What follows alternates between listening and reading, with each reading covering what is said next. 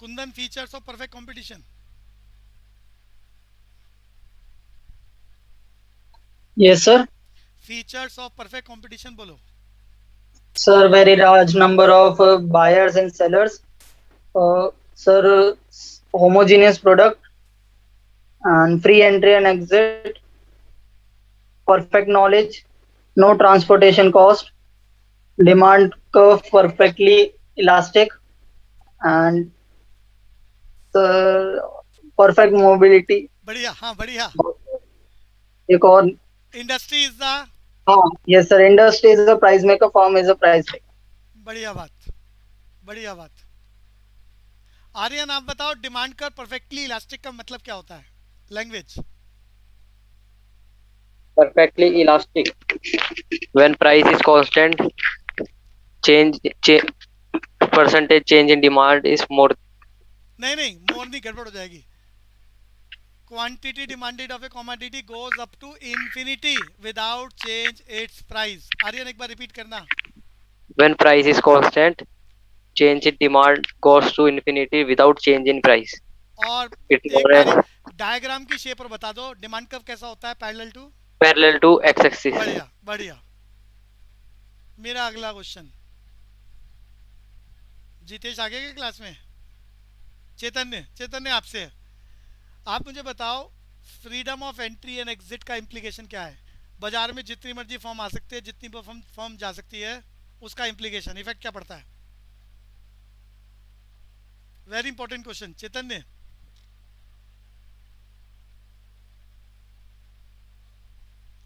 चैतन्य, सामने स्लाइड पे लिखा हुआ है।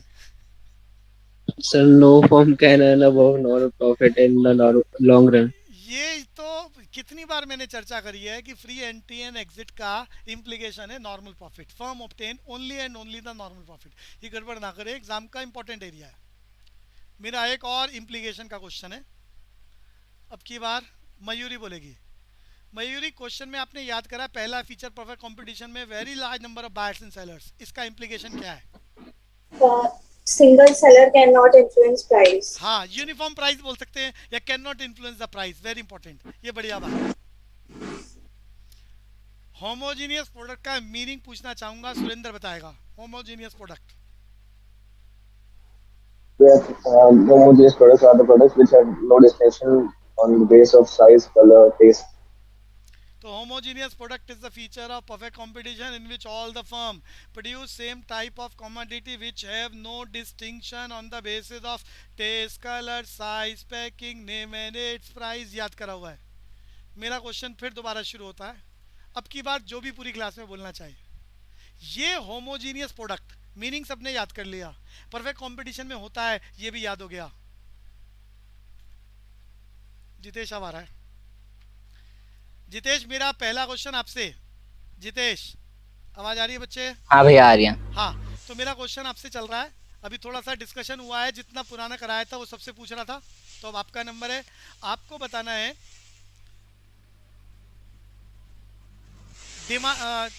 होमोजीनियस प्रोडक्ट का मीनिंग। जितेश मालूम है? होमोजेनियस प्रोडक्ट, अब बस मीनिंग मालूम है, मैं डिस्कस कर चुका हूँ, बच्चों ने सुना दिया है। हाँ जिनका वो फीचर ऑफ से perfect competition, feature of perfect competition. आपको बताना है परफेक्ट कंपटीशन के अलावा ये फीचर और किसी बाजार में हो सकता है, और अगर हो सकता है तो किस बाजार में? जितेश। मोनोपोलिस्टिक में। होमोजेनियस। अनुषा बताएगी, अनुषा।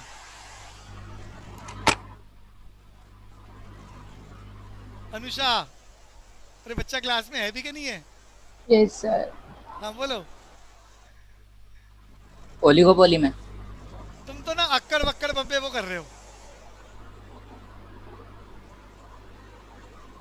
पहली बात तो बच्चे ने बोला था कि होमोजीनियस कहाँ हो सकता है? मोनोपोलिस्टिक में। बिल्कुल नहीं हो सकता। मोनोपोलिस्टिक में क्या होता है? Product differentiation. प्रोडक्ट डिफरेंशिएशन, सारी फर्म एक जैसी वस्तु बना रही है but distinguish on the basis of taste, colours, price, packing, name and its price. Product differentiation होता है। तो होमोजीनियस प्रोडक्ट बिल्कुल हो सकता है। कहाँ पर हो सकता है? ओलिगोपोली में। ओलिगोपोली में हो सकता है। और ओलिगोपोली में बहुत सारे टाइप्स होते हैं। अरे यश आ गया क्लास में, यश अवेलेबल है? यश। हाँ भैया। हाँ, यश है क्लास में। यश, मेरा क्वेश्चन है, टाइप ऑफ ओलिगोपोली, ओलिगोपोली का नाम बताओ जिसमें सारी फर्म एक जैसी वस्तु को बना के बेचती हैं, यानी होमोजीनियस प्रोडक्ट।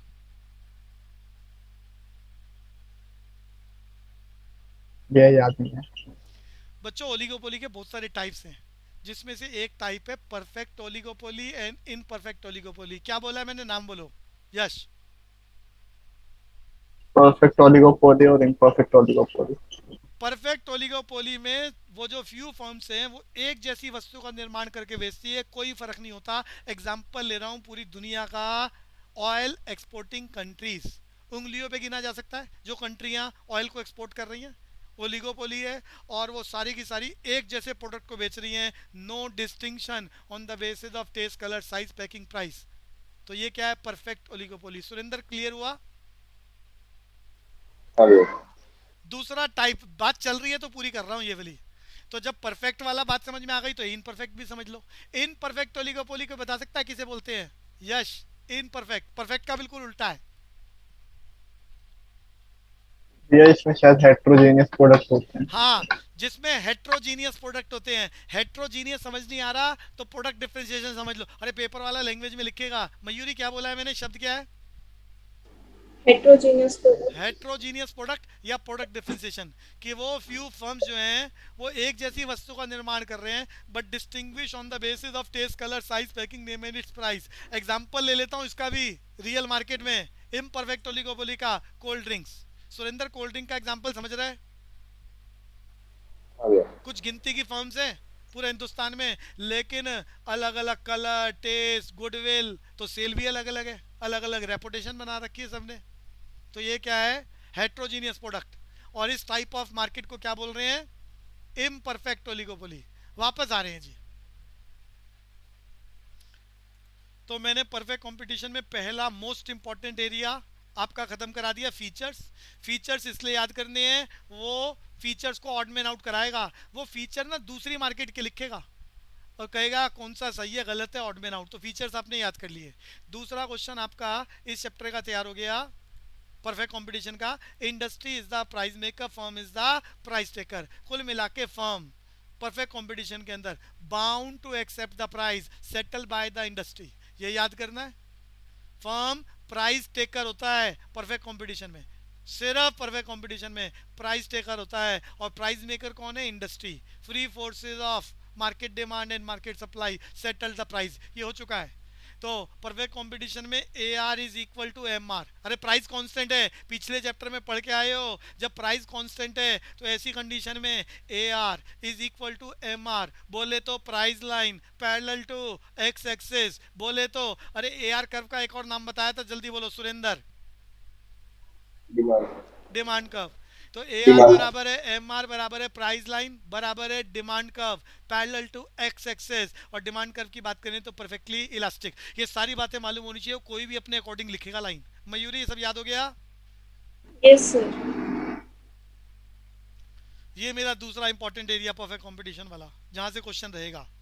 डिमांड कर्व वाली लैंग्वेज याद करा दी। Under the perfect competition parallel to X axis, बोले तो परफेक्टली इलास्टिक, बोले तो इन्फिनिटी। अरे लैंग्वेज कुछ भी लिख सकता है, इन्फिनिटी लिख सकता है, परफेक्टली इलास्टिक लिख सकता है। शेप याद करा दी। पैरेलल टू एक्स एक्सिस सिर्फ परफेक्ट कंपटीशन में होता है, अनरियलिस्टिक होता है। और इसका मीनिंग अभी अभी आर्यन ने पीछे सुनाया है अभी, change in demand goes to infinity without change its price.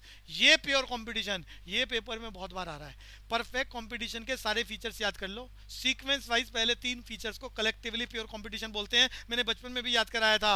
Kundan दोबारा बोलेगा, प्योर कंपटीशन बोले तो पहले 3 feature of perfect competition. Odd man out कराएगा वो, जल्दी से तीनों फीचर दोबारा। Very large number of buyers and sellers, homogeneous products, freedom of entry and access. बढ़िया, प्योर कंपटीशन।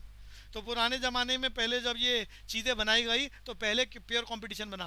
वक्त बदलने के बाद इससे बेटर सिस्टम बना दिया गया जिसमें फीचर्स ज़्यादा थे और नाम दिया गया परफेक्ट कंपटीशन। ये हमारा टारगेट है इस दुनिया में हर इकोनॉमी का। भैया ये एमआरएमसी और टीआरटीसी बता चुका हूँ, इसमें दोबारा डिस्कशन का काम नहीं है। मैंने बताया था परफेक्ट कंपटीशन में एमआरएमसी अप्रोच में एमआर का डायग्राम कैसा है बच्चों। एमआर अनुशा नजर आ रहा है, parallel to X axis, perfect competition, price being constant. और M R M C approach की कंडीशन याद है, M R is equal to M C and M C cut M R from the below. ऐसी condition में it leads to settlement of output produce by the producer which can not argue to change. अरे clear है अनुषा, सबको मालूम है बच्चों? Yes, sir. ये याद करा चुका हूँ, इसकी चर्चा नहीं करेंगे। आज हम मोस्ट इंपॉर्टेंट एरिया पर जा रहे हैं जिस पर बेस्ड एग्जाम में कंपलसरी क्वेश्चन है। टीआरटीसी अप्रोच डिस्कस कर चुका हूँ। Under the condition of perfect competition, perfect competition बोले तो price can not be change और रिमेन्स कांस्टेंट। सबको मालूम है जब प्राइस कांस्टेंट है तो A R is equal to M R parallel to X axis. T R कैसा होता है? हर्ष, कनन, कुंदन, कोई भी बोलो, टी आर कैसा होता है परफेक्ट कंपटीशन में या प्राइस रिमेन्स कांस्टेंट में? स्ट्रेट लाइन, जल्दी जल्दी, यश कोई भी बोलो, जितेश।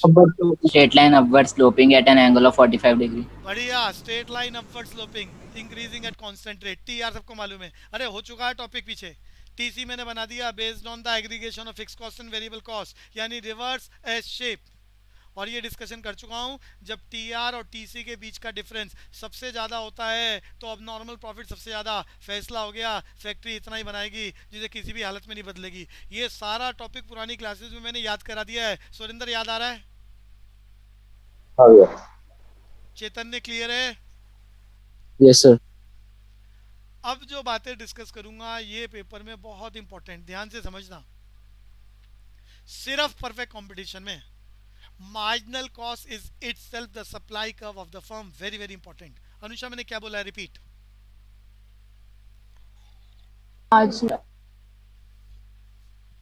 अनुषा क्या बोला है? रिपीट करें बच्चे। Perfect competition. Marginal cost is itself a supply curve. Under the perfect competition marginal cost is itself the supply curve of the firm. Mayuri repeat. Under the perfect competition, supply the marginal cost is equal to supply curve. और किसी बाजार में नहीं होगा ऐसा, अब इसको पहले समझ लो। परफेक्ट कंपटीशन में आपने, अरे मार्जिनल कॉस्ट होता है एक यूनिट को बनाने की कॉस्ट। आपने अभी अभी एक लड्डू बनाया, अरे मार्जिनल कॉस्ट देख के बताओ कितनी है? यश आप बोलो, मार्जिनल कॉस्ट कितनी नजर आ रही है? ये जो मैंने रेड कलर से दिखाया है। तीसरा लड्डू बनाया फैक्ट्री में, तीसरे लड्डू की मार्जिनल कॉस्ट कितनी आई है? सामने से देखो जल्दी से। जितेश आप बोलो बच्चे। 4 रुपए। 4 रुपए। अभी अभी आपने फैक्ट्री में तीसरा लड्डू बनाया, मार्जिनल कॉस्ट 4 रुपए। तो बाजार में आप उसी 4 रुपए में बेचोगे, ना कम ना ज़्यादा। ज़्यादा लोग नहीं देंगे due to perfect knowledge and perfect mobility. कम पर तुम काम नहीं करोगे, फैक्ट्री बंद हो जाएगी। तो जितने रुपए में बन रहा है वो वस्तु, उसे बोलते हैं marginal cost of that commodity. उतने पे ही आप बेचना चाह रहे हो, विलिंग टू सेल, उसे बोलते हैं सप्लाई कर्व। मयूरी समझ में आ गया? Under the perfect competition marginal cost is equal to supply curve of the firm. अब इस बात को थोड़ा और डिटेल में बता रहा हूँ। ये मार्जिनल कॉस्ट का हिस्सा मैं मार्क कर रहा हूँ यहाँ पर, जहाँ से ए सी और एम सी बराबर है। ए सी और एम सी बराबर है, एक दूसरे को काटते हैं। वहीं से एम सी जब ऊपर राइजिंग ऑर्डर में चल रही है, वहीं से ही सिर्फ इतना वाला एरिया है, उससे नीचे की बात नहीं करना। तो पूछेगा मार्जिनल कॉस्ट सप्लाई कर्व कहाँ से शुरू होती है? वहाँ से शुरू होती है जहाँ से एम सी और ए सी बराबर होते हैं। ये बात क्लियर हो गई? शर्त क्लियर हो गई अनुषा? Yes, sir. तो मैंने लॉजिक बता दिया है। परफेक्ट कंपटीशन में परफेक्ट नॉलेज, परफेक्ट मोबिलिटी, हर किसी को पता है कितने का बन रहा है, कितने का बिक रहा है, बायर्स एंड सेलर्स। तो 4 रुपए का बना, मार्जिनल कॉस्ट 4 रुपए में बिका, supply curve of the firm. अगली बात, compulsory question in BCom first semester and also CA. अब ये खेल बढ़िया तरीके से बुक में मेंशन नहीं है, तो मैंने चार्ट बनाए हैं, स्क्रीनशॉट जरूर ले लो। और जो बना लेगा अभी साथ के साथ जो लाइनें मैं समझाऊंगा तो अच्छा रहेगा, नहीं तो समझ में आने वाला नहीं है। अनुषा सामने नजर आ रहा है खेल?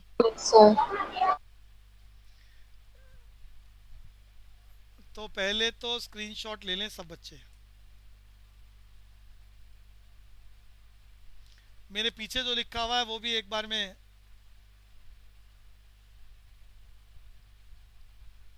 अनुषा आप स्क्रीनशॉट ले लो, कंप्लीट स्क्रीन ले लिया बच्चे? टॉपिक फिर शुरू करता हूँ। Yes, sir. हाँ जी, टॉपिक है short term equilibrium of firm under the perfect competition. अरे सुरेंद्र आता है?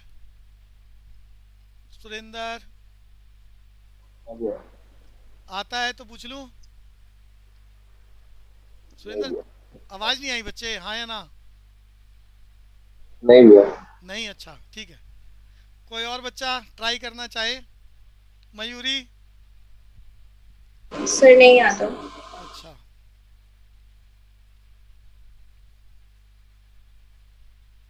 पहले सिर्फ एक डायग्राम बना रहा हूँ, ध्यान से समझना, कोई डाउट हो तो पूछना।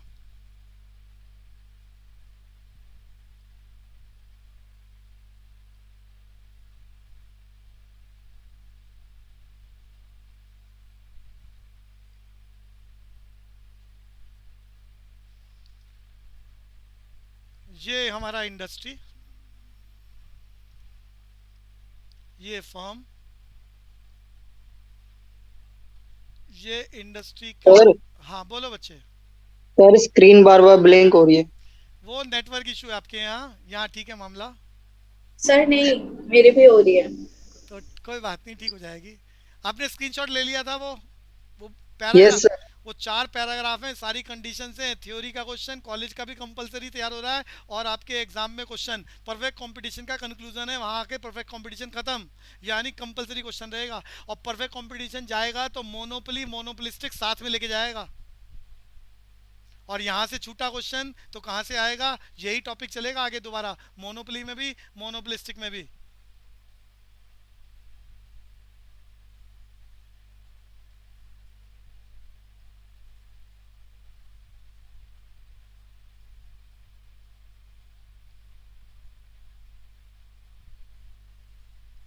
अनुषा सामने डायग्राम नजर आ रहा है? Yes, sir. Market demand and market supply की फोर्सेस एक दूसरे को जहाँ ई पर काटती है, वहाँ क्वांटिटी और प्राइस का सेटलमेंट हो जाता है। ये इक्विलिब्रियम प्राइस सेटल हो गया, इंडस्ट्री में सेटल हुआ है, और इस प्राइस को bound to accept by all the firms available in the perfect competition. तो ये प्राइस इंडस्ट्री ने सेटल कर लिया है, और आपको मालूम है सारी फर्म्स का A R under the perfect competition, जल्दी बोलते जाओ, A R is equal to M R parallel to X axis. ये सबको क्लियर है, ए R M are?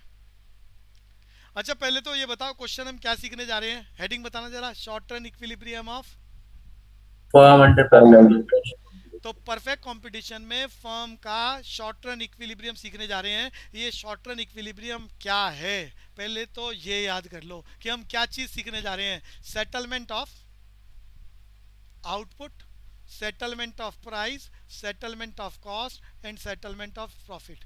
Rose factory कितने यूनिट बनाएगी जिसे किसी भी हालत में बदलना नहीं चाहेगी, किस प्राइस पर बेचेगी, किस कॉस्ट पर यूनिट पे बनाएगी, अरे कॉस्ट पर यूनिट क्या होगी, प्राइस पर यूनिट क्या होगी, टोटल यूनिट ऑफ आउटपुट क्या होगा, और फर्म का प्रॉफिट कितना होगा। इन 4 चीजों का सेटलमेंट हो जाए, इसे बोलते हैं इक्विलिब्रियम। इतनी बात समझ में आ गई सुरेंद्र? हम सीखना क्या चाह रहे हैं हाँ भैया। कि फर्म रोज फैक्ट्री में कितना बनाएगी जिस पोजीशन को बदलना नहीं चाहेगी, उससे कम बनाए ज्यादा बनाए नुकसान, किस प्राइस में बेचेगी, किस कॉस्ट पर यूनिट पर बन रहा है, और कम फर्म को कितना प्रॉफिट होगा। इन 4 चीजों का सेटलमेंट सिखाना चाह रहा हूं। पहले शॉर्ट पीरियड में सीखेंगे, फिर लॉन्ग पीरियड में सीखेंगे। शॉर्ट पीरियड में सीखना क्या कहलाता है, हेडिंग अभी याद करा रहा हूं, short term equilibrium of firm under the perfect competition.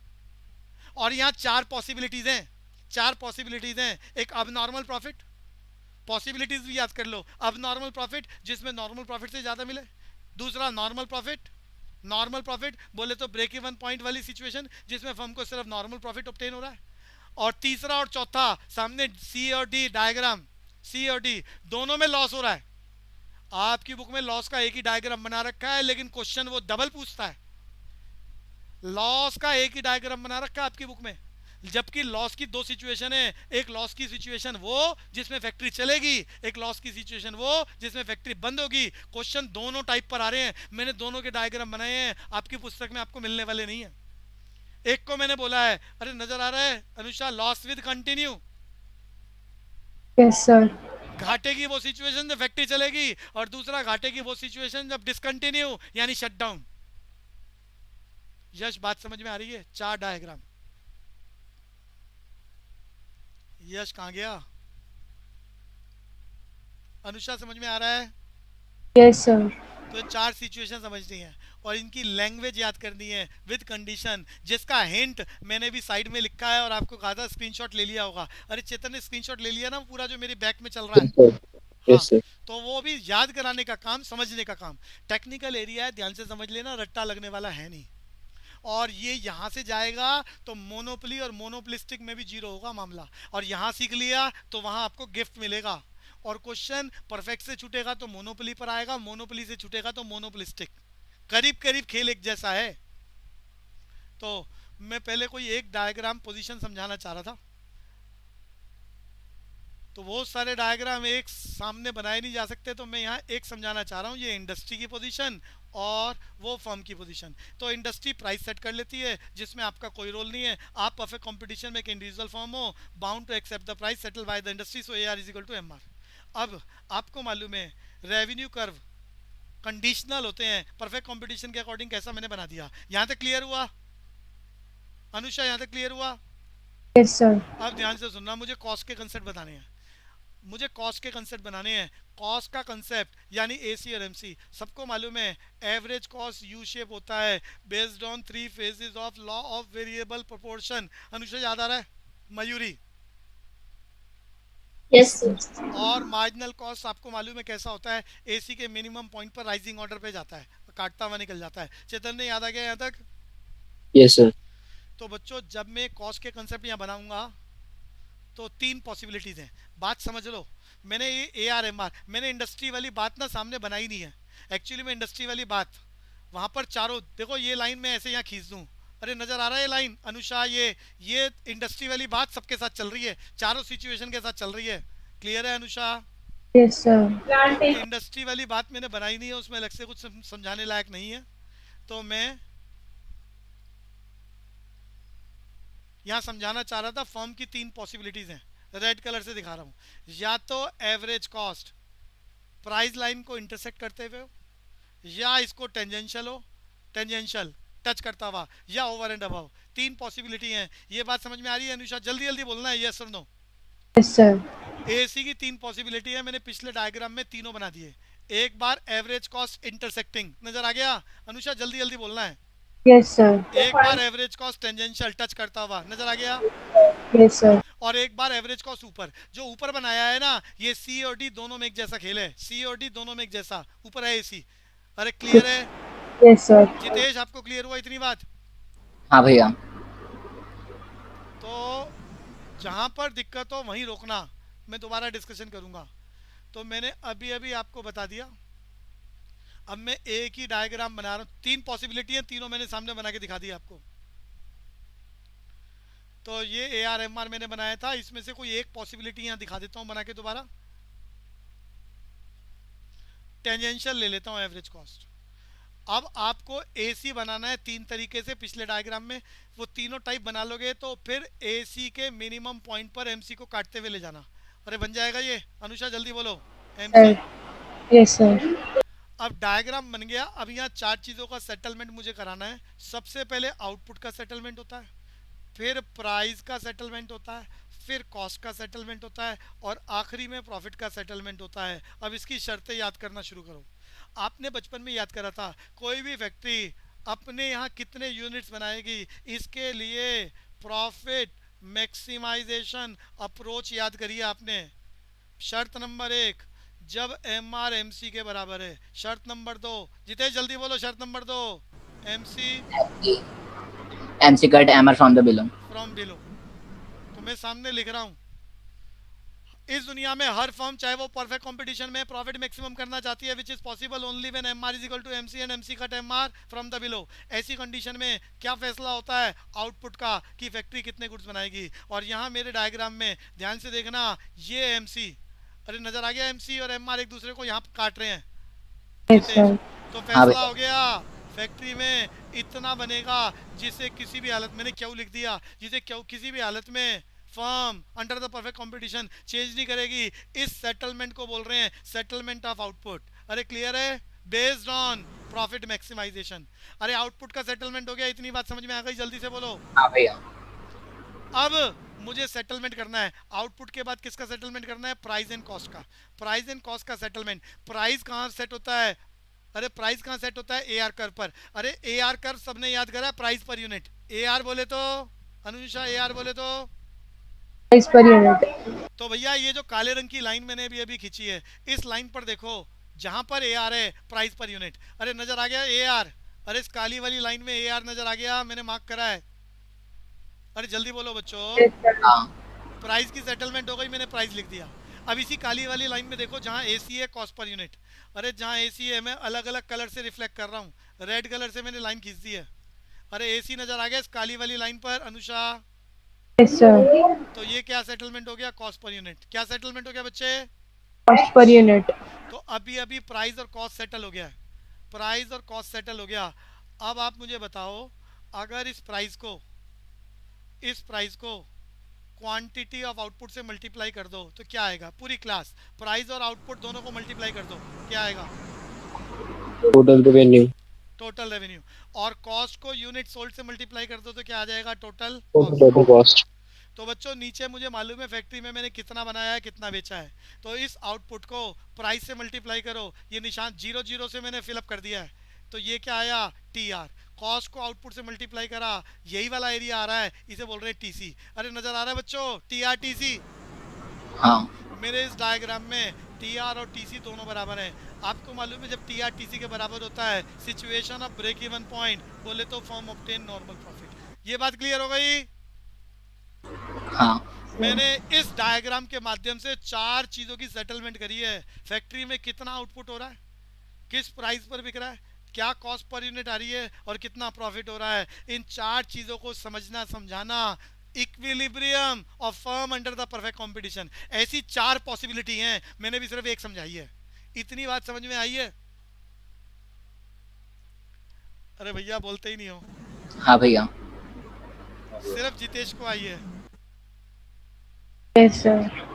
Anusha को आ गई है। महक, क्वेश्चन जाएगा नहीं तो जल्दी बोलो। Yes, sir. आर्यन, हाँ भैया। क्योंकि मैं चारों अब एक साथ समझाना चाह रहा हूँ, अगर एक समझ में आ रहा है तो बाकी समझना आसान। प्रियांशु जैन को समझ में आ गया? सुरेंद्र? हाँ भैया। अब मैं एक एक का नाम नहीं ले रहा, किसी को डाउट है तो वो बोलो, अदरवाइज मैं आगे कंक्लूड करूंगा। कुंदन क्लियर हो गया? Yes sir. हाँ।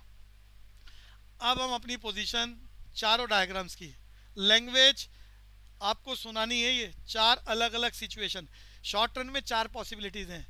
इंडस्ट्री वाली डायग्राम कॉमन है इसलिए मैंने यहाँ बनाई नहीं है। अरे कॉमन का मतलब डिमांड कर्व और सप्लाई कर्व दोनों जहाँ काटेंगे वहाँ प्राइस का सेटलमेंट हो रहा है, और उस प्राइस को bound to accept by the firm. और यहाँ फर्म की मैंने 4 पॉसिबिलिटी दिखाई है। एक बार डायग्राम चेक कर लो जी सारे। 4 पॉसिबिलिटी दिखाई है, ए बी सी डी। चारों में A R M R same है। कोई एक बच्चा मुझे रिस्पांस, जितेश बोलेगा समझ में आ रहा है? ए बी सी डी चारों पॉसिबिलिटी में A R M R same है, और ये अपनी मर्जी नहीं चल रही फर्म की। ये इंडस्ट्री से जो प्राइस सेटल हो रहा है उसको bound to accept by the firm. ये क्लियर है जितेश? हाँ भैया। अब ए बी और सी और डी के अंदर बच्चों कॉस्ट के कंसेप्ट सेम है।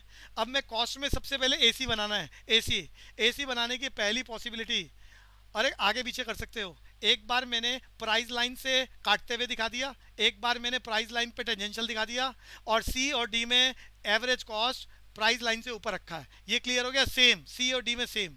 जितेश? हाँ भैया। अब मैंने क्या करा, इन चारों डायग्राम में जो एसी है उसका जो मिनिमम पॉइंट है, वहां से एक और कटोरा एमसी का बनाया जो राइजिंग ऑर्डर में वहां से काटते हुए निकल रहा है। अरे क्लियर हो गया? ये क्लियर हो गया बच्चों? एमसी बनाना आ गया सबको? जितेश? एमसी वाला एक और बार बताना, यही वाला जो पहले वाला डायग्राम देखो। पहले एसी के मिनिमम पॉइंट पर एमसी राइजिंग ऑर्डर में दिखा दिया, ये एमसी। दूसरे डायग्राम में देखो, एसी के मिनिमम पॉइंट पर राइजिंग ऑर्डर। हाँ आ गया समझ। एसी के मिनिमम पॉइंट पर एमसी राइजिंग। अरे सब जगह एसी का मिनिमम पॉइंट लिया और बना दिया एमसी। यहाँ तक क्लियर हुआ? किसी ने बाद में मना करा ना, मैं जान निकाल दूंगा उसकी। अरे यहाँ तक क्लियर हुआ? सामने चारों चल रहे हैं। हो गया। अच्छा, डायग्राम तो बनने का खेल खत्म। ये नीचे वाले दोनों डायग्राम में मैंने एक एक्स्ट्रा लाइन खींची है, एवरेज वेरिएबल कॉस्ट। सुरेंद्र नजर आ रहा है? नीचे वाले सी और डी में एवीसी खींचा हुआ है, एवीसी। सुरेंद्र, अब हाँ भैया। एवीसी देखो, इस एवीसी के वजह से सीओडी में फर्क है। ये एवीसी की वजह से फर्क है सीओडी में। एवीसी जब मैं एक बार खींच रहा हूं तो प्राइस लाइन, अरे प्राइस लाइन समझते हो ना, एआर कर्व, एक बार ही एवीसी उससे ऊपर और एक बार नीचे, आपको भी ऐसे ही बनाना है। अगर average variable cost price line से ऊपर है फैक्ट्री कंटिन्यू, उससे नीचे फैक्ट्री बंद। अरे ये क्लियर हो गया, डिफरेंस क्लियर हो गया सबको? Anusha Yes, sir. भैया एक बार रिपीट कर दो। एवरेज वेरिएबल कॉस्ट, भैया मैंने शट डाउन पॉइंट बचपन में सिखा दिया है। एवरेज वेरिएबल कॉस्ट 10 रुपये है, 10 रुपये से ऊपर 10 पैसे भी मिल जाएं फैक्ट्री चलेगी, और 10 रुपये या 10 रुपये से कम मिले तो भैया तुम्हारा कोई रोल नहीं है, दुकान बंद करो और जाओ। ये बात मैं ऑलरेडी एक एग्जांपल लेके स्लाइड बनाकर डायग्राम के साथ बहुत डिटेल में समझा चुका हूँ। याद आ रहा है यश बच्चे?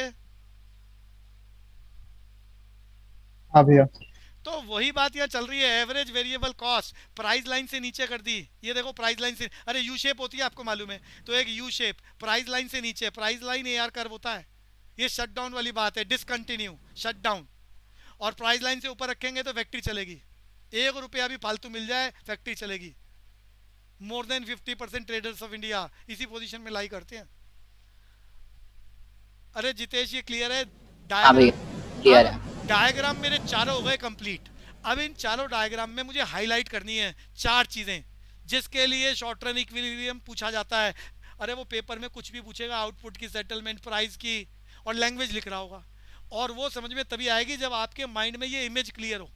इमेज क्लियर हो, सीए के एग्जाम में लिखना कुछ नहीं आना, लेकिन मालूम हो तभी तो टिक करोगे। और जिसका परफेक्ट कंपटीशन के ये चारों डायग्राम जाएंगे उसका मोनोपोली और मोनोपोलिस्टिक भी जाने वाला है। अनुषा यहाँ तक क्लियर हो गया?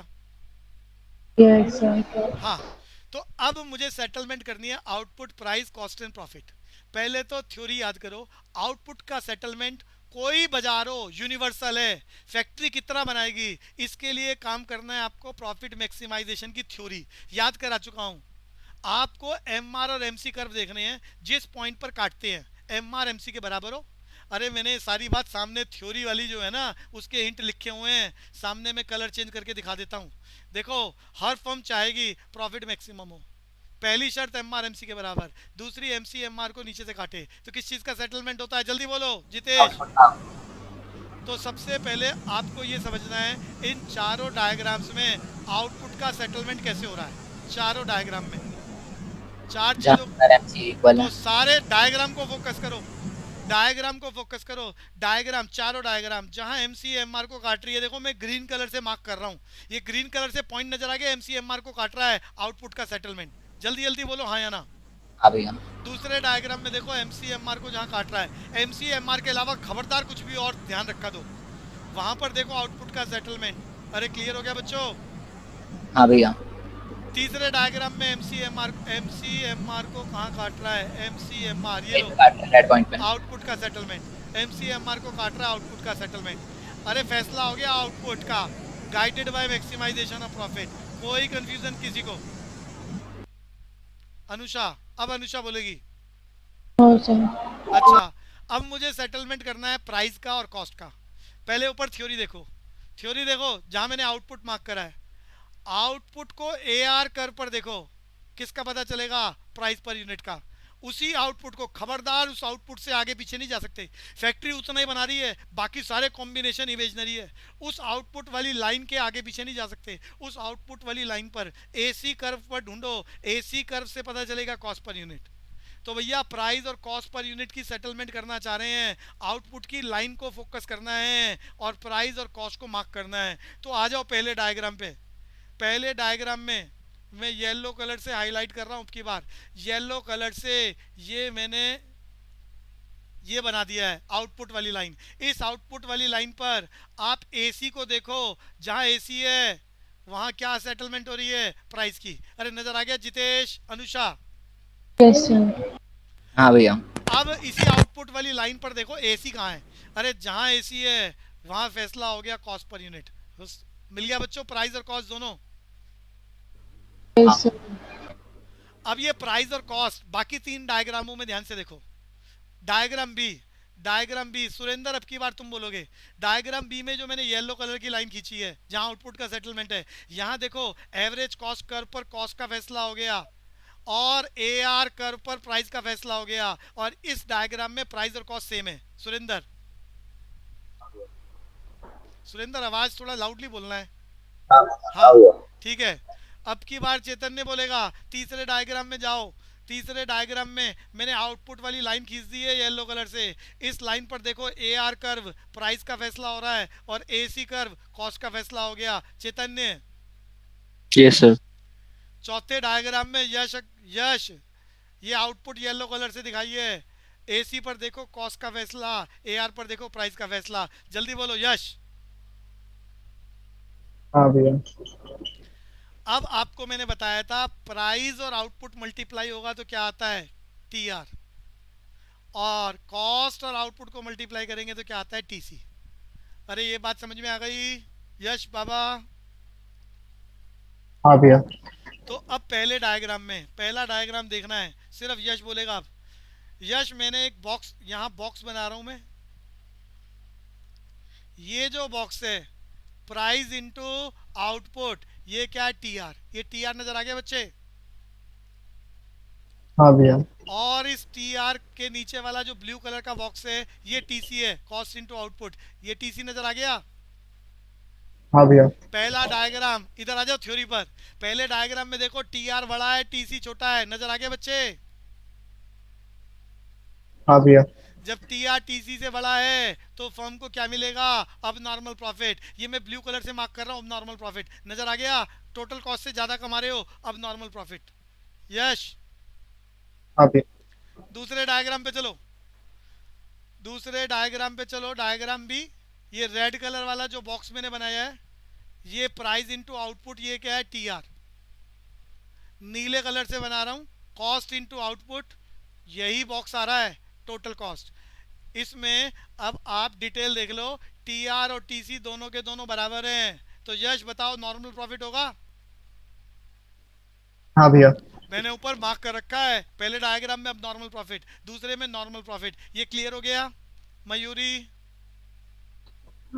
Yes, sir. तीसरे डायग्राम पे चलो। तीसरे डायग्राम पे चलो। तीसरे डायग्राम में मैं रेड कलर से बॉक्स दोबारा बना रहा हूं। ये प्राइस और आउटपुट को मल्टीप्लाई कर दिया तो ये क्या आ गया मयूरी, क्या आया मल्टीप्लाई करने पर? TR. T R. अब नीले रंग से दिखा रहा हूँ, कॉस्ट और आउटपुट को मल्टीप्लाई करो, क्या आया बच्चे, बोलो? TC. टी सी।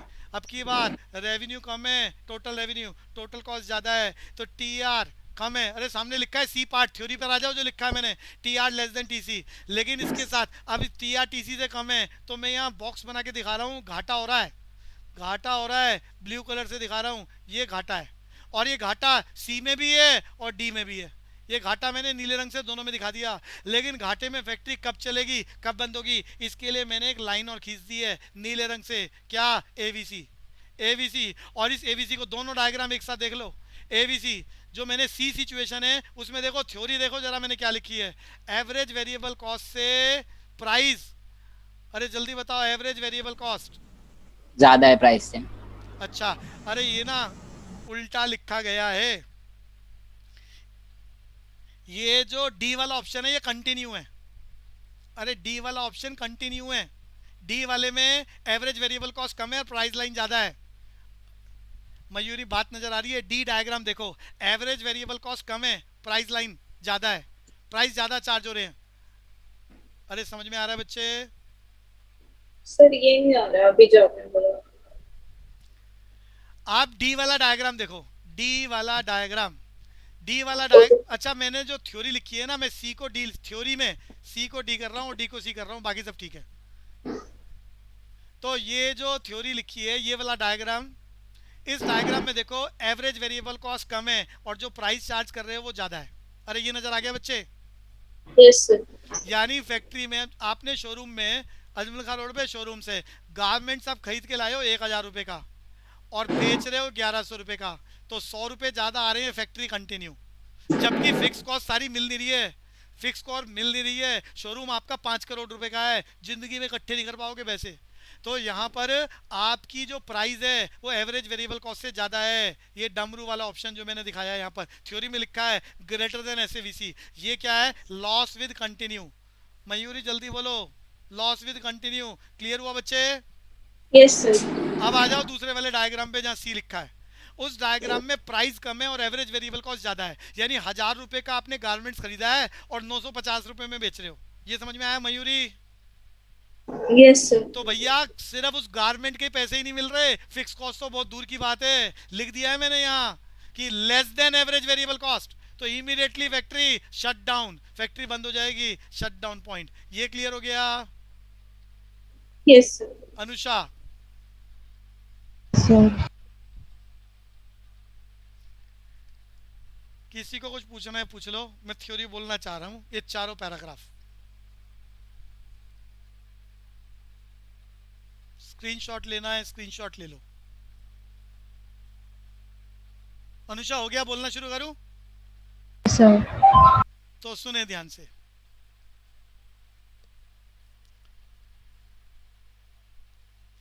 सबसे पहला पैराग्राफ, इन चारों पैराग्राफ्स में आउटपुट की सेटलमेंट, प्राइस की और कॉस्ट की सेटलमेंट थ्योरी सेम चलेगी। थ्योरी सेम चलेगी, आपको तो कंडीशंस याद करनी है ताकि आप एमसीक्यू में टिक कर सके। तो short run equilibrium of firm under the perfect competition, पहला पैराग्राफ। या चारों पैराग्राफ में 80% एरिया कॉमन है, वो कॉमन बोलता हूँ। First of all, firm guided by the maximization of profit under the perfect competition, which is possible only in such a condition where MR, अरे theory चल रही है उसको पढ़ना सिखा रहा हूँ, MR is equal to MC and MC cut MR from the below. It leads to settlement of output produced by the producer which cannot argue to change. यहाँ तक याद हो गया? पहले से याद है जितेश? क्लियर है यहाँ तक? हाँ भैया। जितेश सामने देखना, जहाँ मेरा मार्कर नजर आ रहा है, कहाँ चल रहा है मेरा? दिख रहा है आउटपुट पे। आउटपुट से आगे चला रहा हूँ theory. At this level of output, AR curve reflect the price per unit and AC curve reflect the cost per unit, which further leads to TR and TC. Jitesh याद हो गया? At this level of output, price per unit settled AR curve and cost per unit settled AC curve. ये clear है? Which further leads to TR and TC. Jitesh हाँ भैया। अब आ जाओ, ये कॉमन है, चारों डायग्राम में बात कॉमन है, कंडीशंस आपको याद हो गई हैं। अब बोलता हूँ फर्स्ट डायग्राम में आगे क्या लिखना है। According to my first diagram, TR is greater than TC, so it is a situation of abnormal profit. अरे शर्त भी याद हो गई है, TR TC से बड़ा, it is a situation of abnormal profit. Clear है बच्चे? जितेश हाँ भैया। दूसरे डायग्राम पे आओ। According to my second diagram, TR is equal to TC, so it is a situation of normal profit or break even point. Clear है Jitesh? Clear है। तीसरा diagram, possibility TR is less than TC, situation of abnormal loss. abnormal loss आपकी किताब में बस common diagram यहाँ पर data close कर दिया, लेकिन क्वेश्चन वो शट डाउन के पूछ रहा है तो कंडीशंस भी दे रहा है। तो it is a situation of abnormal loss. अब abnormal लॉस के मैंने दो डायग्राम बना दिए और दोनों में समझाया है कि किस सिचुएशन में लॉस में फैक्ट्री चलेगी और बंद होगी। तो पहले डी पॉइंट की बात कर रहा हूँ, when the price during the situation of, अरे सी समझ लो, TR is less than TC बोले तो abnormal लॉस, बट प्राइस क्या है बच्चों? Greater than SAVC।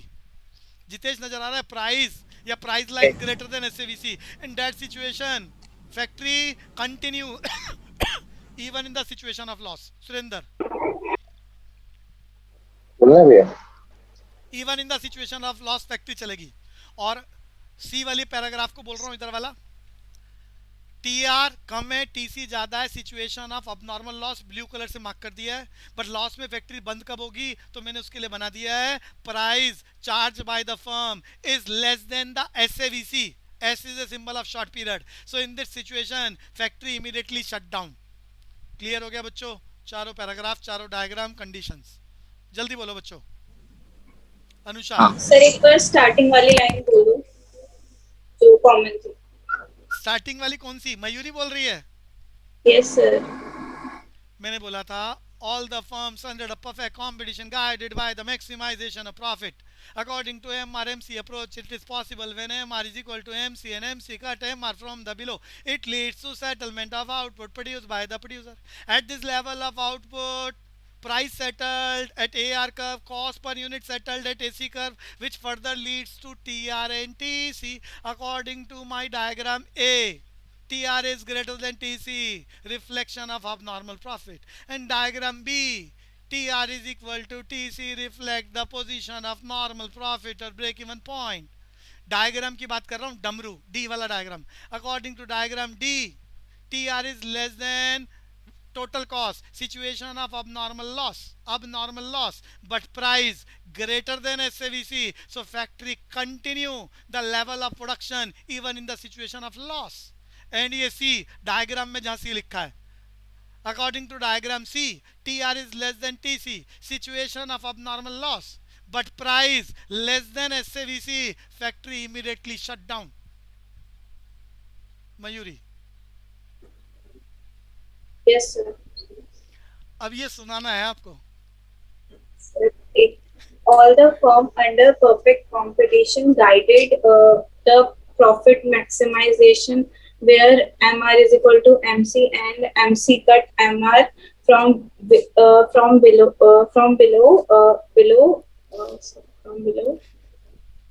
It leads to settlement of It leads to the settlement of output where AR curve price price settled at AR curve and cost per unit settled at average cost curve, which further leads to TC. TR and TC according to first diagram A, TR greater than TC. It is the situation of abnormal profit. In second diagram, TR is equal to TC. Situation of normal profit. In the diagram C, TR is smaller than TC, situation of abnormal loss, but price. Sir ये D वाला part है ये. But D वाला, price is greater than SAVC, so firm continue the production, and at last TR is last diagram TR is smaller than TC, but price is less than SAVC, so firm discontinue the production. Surendra clear हो गया बच्चे? हाँ भैया. Kundan sir clear तो हो गया, थोड़ी language वगैरह भी लिखने वाली है. और कौन सुनाएगा मुझे जल्दी से एक बारी और, ताकि चीजें तैयार हो जाएं. बहुत इंपॉर्टेंट एरिया. ये याद होने का मतलब है मोनोपोली और मोनोपोलिस्टिक में दोबारा चलेगा खेल. अरे कौन बोलेगा? अनुषा. समझ आ गया, मैं लैंग्वेज नहीं बोल सकती. अरे कोशिश तो करो, कोई भी. अरे आउटपुट तक तो सबको याद है. जल्दी जल्दी. All the firms under the perfect competition guided by the maximisation of. Jitesh. All the firms under the perfect competition are guided by the maximization of profit. According to When MR is equal to MC and MC cut MR from the pro, it leads to settlement of output which cannot argue to change, at this level of output, price settled at AR curve and cost settled at AC curve. which It further leads to TR and TC. according to diagram A. Diagram A, TR is greater than TC, which leads to abnormal profit. According to diagram 2, TR is equal to TC, which leads to break-even point or no profit, no loss situation. According to diagram D, AR is greater than AVC. AR नहीं, पहले TR is less than TC. TR is less than TC and AR is greater than AVC. TR TC से कम है, situation of abnormal loss, but price greater than SAVC, so even in the situation of loss, factory continue the level of production. Clear है? हाँ. आगे बोलो. C. According to diagram C, TR is less than TC. It is a situation of abnormal loss, but price is less than equal SAVC, to less than equal to SAVC, which leads to shutdown. Shutdown point. Immediately factory shut down. Situation of loss. ये clear? मैं Khandelwal. Yes sir. प्रीति Bhardwaj clear हो गया? Yes sir. यश खंडेलवाल. हाँ भैया.